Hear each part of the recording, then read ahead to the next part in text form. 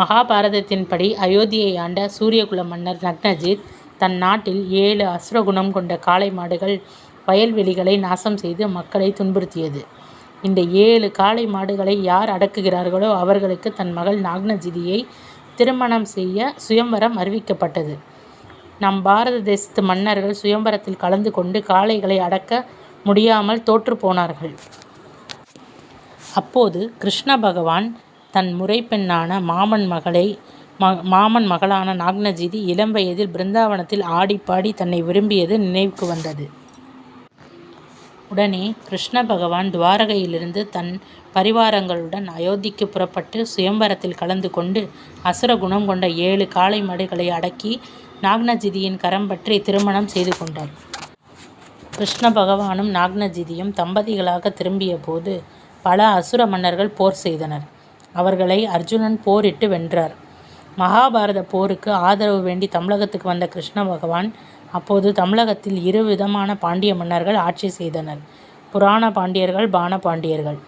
அப்போது தமிழகத்தை ஆண்ட புராணகால பாண்டியன் குலசேகர பாண்டியன் கிருஷ்ணன் தன் மாய வேலைகளால் காளை மாடுகளை அடக்கியிருக்கலாம். துணிவிருந்தால் காளை போன்று பலம் கொண்ட தன்னை அடக்கட்டும் என்று ஆணவம் கொண்டான். மதில் சுவர்களால் சூழப்பட்ட நான்மாட கூடல் மதுரையின் கோட்டை சுவரை தகர்த்தெறிந்து கிருஷ்ணன் அர்ஜுனன் படை பாண்டிய நாட்டில் நுழைந்தது. முன் வைத்த காளை பின் வைக்காத ஜல்லிக்கட்டு காளை போன்று துள்ளி வந்த குலசேகர பாண்டியனுக்கும் கிருஷ்ணனுக்கும் யுத்தம் நடந்தது. இந்த யுத்தத்தில் கிருஷ்ண பகவான் குலசேகர பாண்டியனை கொன்றார். இதன் விளைவாக பாண்டிய ராஜ்யம் பாண்டுபுத்திரன் அர்ஜுனனின் கையில் வந்தது. இதனை கேள்விப்பட்ட இலங்கையை ஆண்ட அல்லிராணி தமிழகத்துக்கு வந்து அர்ஜுனனை எதிர்த்து போரிட முகாமிட்டாள்.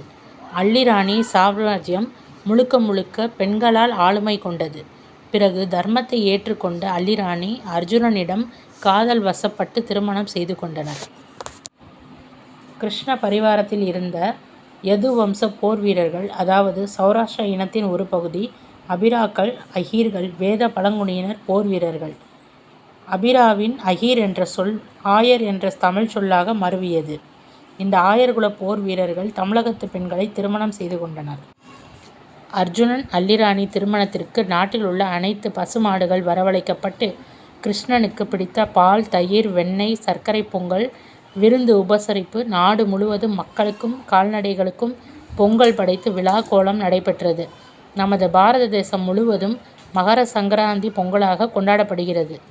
அனைவருக்கும் இனிய பொங்கல் நல்வாழ்த்துக்கள். நன்றி.